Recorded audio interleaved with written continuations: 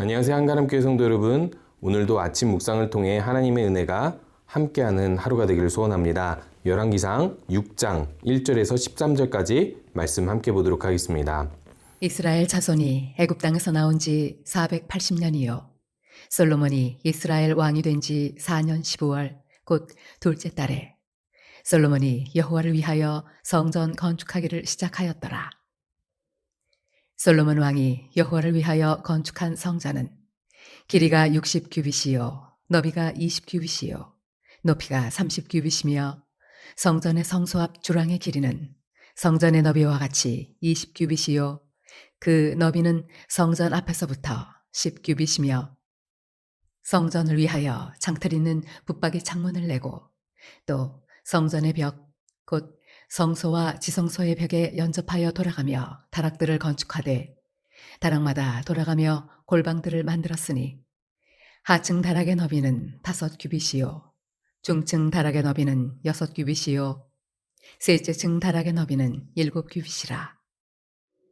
성전의 벽 바깥으로 돌아가며 턱을 내어 골방 들보들로 성전의 벽에 박히지 아니하게 하였으며 이 성전은 건축할 때에 돌을 그 뜨는 곳에서 다듬고 가져다가 건축하였으므로 건축하는 동안에 성전 속에서는 방망이나 도끼나 모든 철 연장 소리가 들리지 아니하였으며 중층 골방의 문은 성전 오른쪽에 있는데 나사 모양 층계로 말미암아 하층에서 중층에 오르고 중층에서 셋째 층에 오르게 하였더라.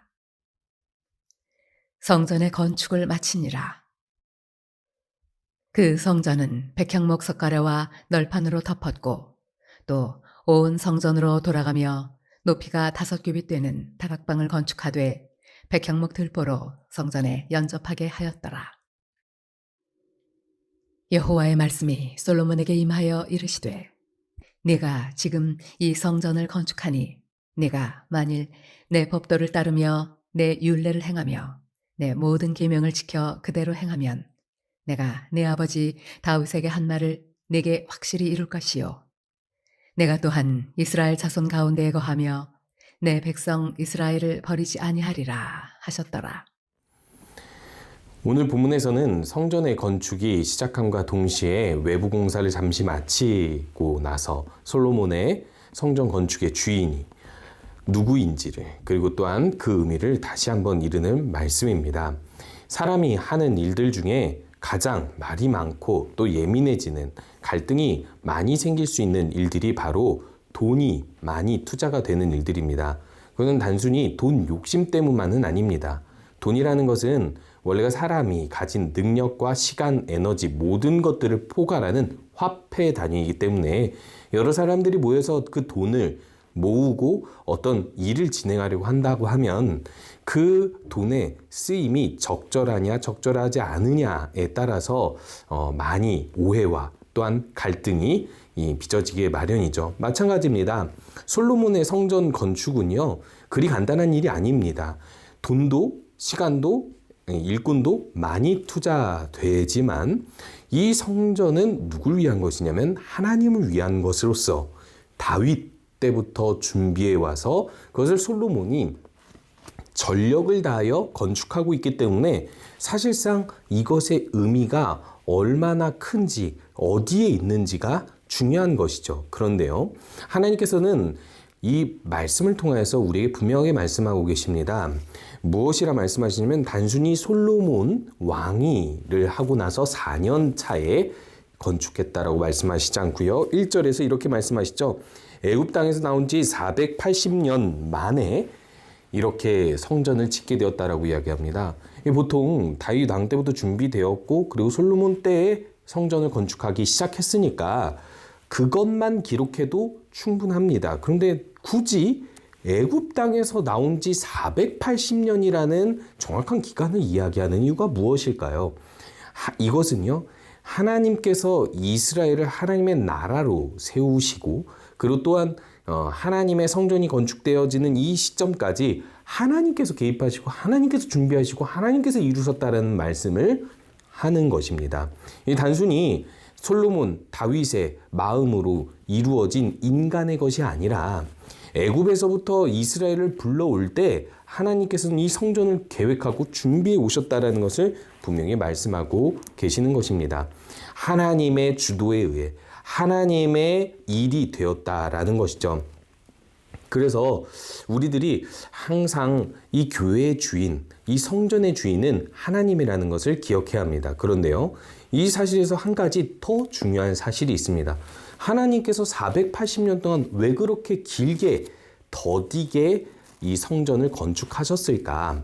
물론 모세 성막이 있어 왔습니다. 이들은 예배를 드릴 수 있었습니다. 이동하는 성막이기 때문에 성전 건축부터 시작할 수는 없는 것이죠. 광야를 지나와서 가나안 땅에 도착하고 나서도 이 성전을 생각하기까지 시간이 많이 걸릴 수밖에 없다고 우리들은 생각할 수 있습니다. 그런데요, 이 광야의 방랑기도, 그리고 가나안 정복기도, 그리고 그 이후에 암흑기도 생각을 해보면요, 사실상 하나님이 더디게 일한 것이 아니라 인간이 더디게 일했음을 볼 수 있습니다. 하나님을 더욱 사랑하고 하나님을 모시고자 하는 그 마음을 지닌 다윗이 나타나기까지 480년이 지났다라는 것입니다. 물론 모세도 있고 여호수아도 있었을 때 하나님께서 성막을 주셨고 성막이 이 성경에 게시됐지 않습니까?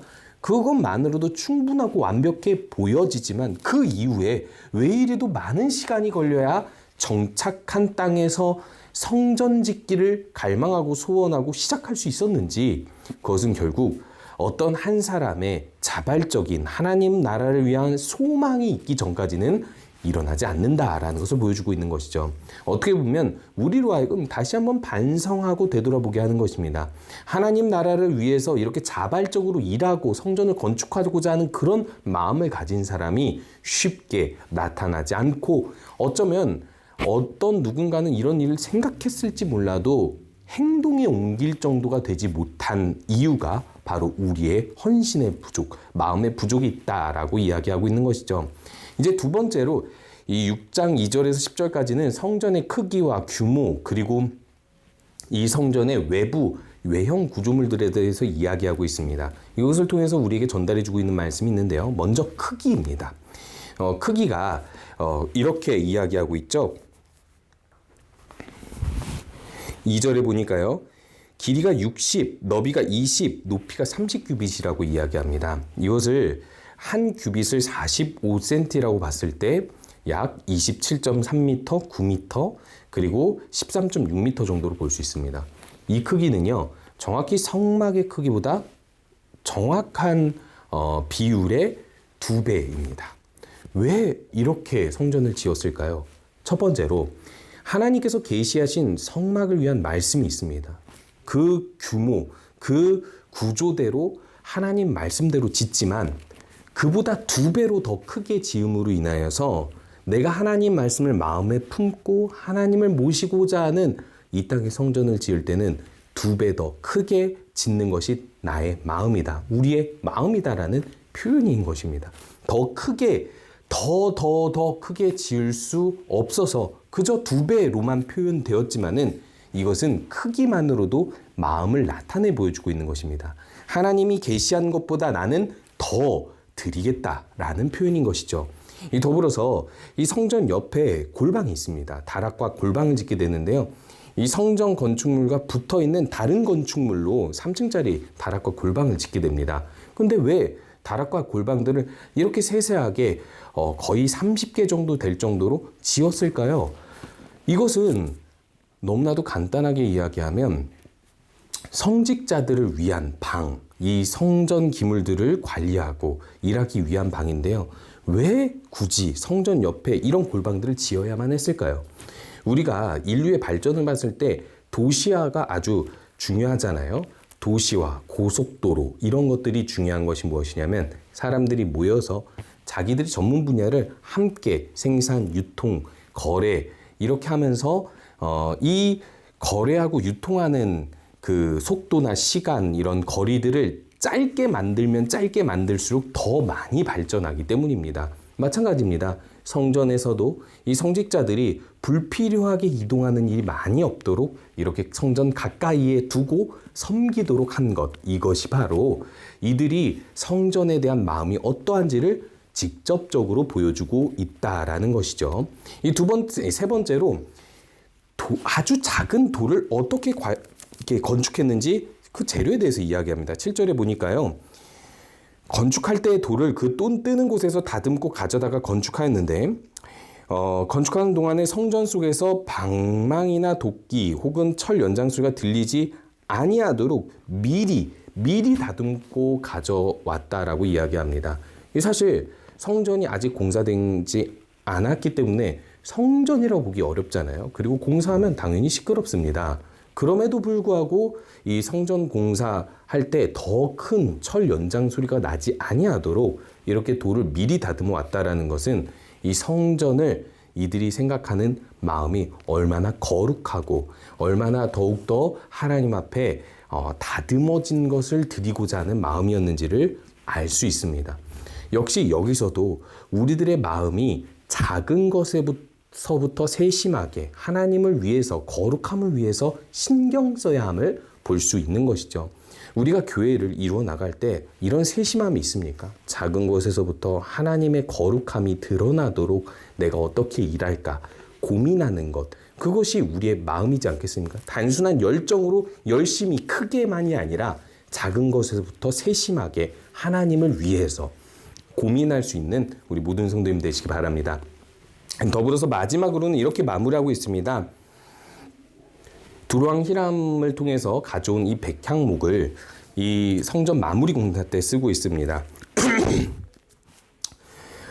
성전의 건축을 마칠 때 이 백향목 석가래와 널판으로 덮고 그렇게 백향목 들보로 성전의 다락방이랑 연접하게 함으로 이 마무리 과정에서 이런 고가의 귀한 목재를 사용했다라고 이야기하고 있습니다. 이것은 무엇일까요? 그 무엇보다도 최상의 가치로 이 성전이 잘 마무리되도록 했다라는 것입니다. 우리가 하나님께 드려야 할 것은 우리가 가진 최상의 것이어야 된다는 것을 말씀해주고 있는 것이죠. 그런데요, 이야기는 이렇게 끝나지 않습니다.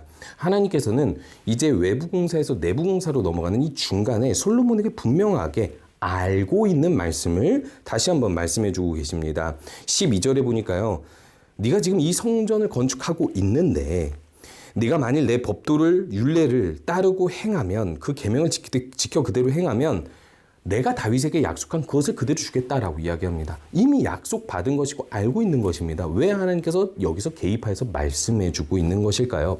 이 성전을 아무리 너희들의 정성과 마음으로 건축했다 하더라도 성전이 중요한 것이 아니라 이 성전이 너희들의 왕위나 너희들 나라를 지켜주는 것이 아니라 이방 사람들의 신전처럼 생각하지 말고 나와 너희의 관계는 약속에 있다는 것을 알라는 것입니다.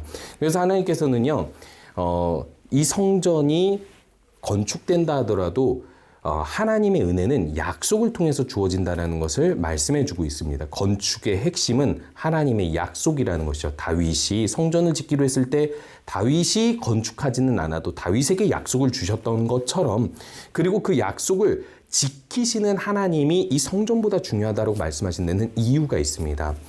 이 성전을 건축하는 장면을 함께 듣고 보는 이 이스라엘 사람들은 지금 열왕기 독자로서 포로기에 성전이 무너지고 나라를 잃은 상황에서 보게 됩니다. 그런데요, 성전이 무너지고 나서 이들이 생각한 게 하나님이 우리를 버렸나라는 것입니다. 우리가 더 이상 하나님 백성이 아닌가라는 의심입니다. 그런데요, 하나님께서는 분명히 말씀하시죠. 성전이 중요한 게 아니라 약속이 중요하다라는 것입니다. 그리고 성전이 회파된 것은 이들이 하나님의 백성으로서 징계받기 위함이었습니다. 죄를 지었으니까 벌을 받아야죠. 그런데요, 그렇다고 해서 버린 것이 아니라는 것입니다. 하나님께서는 성전이 무너졌지만 여전히 하나님의 약속이 남아있기 때문에 이들을 버리지 아니하였다라고 얘기하면서 오늘 13절에서 내 백성 내 이스라엘을 버리지 아니하리라 라고 약속하셨다라고 이야기해주고 있는 것입니다. 성전에 눈멀지 말라고 이야기하시죠. 하나님 약속 안에서, 그 은혜 안에서 소망을 가지고 살라고 이야기하고 있는 것입니다. 가끔은 우리가 하나님의 성전인 교회를 거룩하게 지어가고 이루어가면서 여러 가지 많은 행사와 일들을 통해서 위로를 받을 때가 있습니다. 그런데요, 그것이 하나님의 약속보다 먼저가 되면 안 됩니다. 우리 교회 너무 좋아, 너무 좋은 사람들이야, 너무 좋은 행사가 많아, 예, 좋습니다. 그런데요, 우리 교회에 대한 자부심보다 중요한 것은요, 우리 교회 건물보다 중요한 것은요, 하나님이 우리에게 주신 약속입니다. 그 약속 안에 있는 백성이라는 것이고요. 그 약속 안에 사는 것이 우리의 은혜이고 소망이라는 것을 기억하면서 우리 모든 성도님들 오늘도 그렇게 하나님을 힘입어 살아가시는 하루가 되기를 소원합니다. 우리 함께 기도하겠습니다.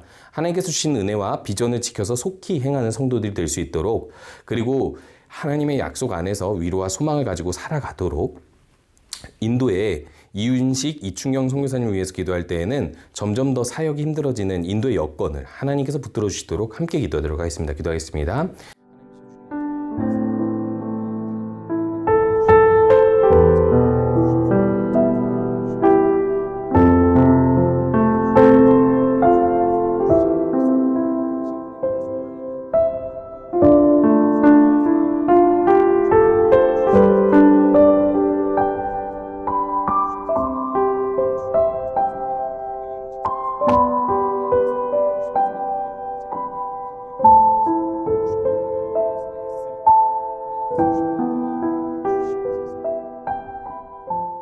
함께 기도하겠습니다.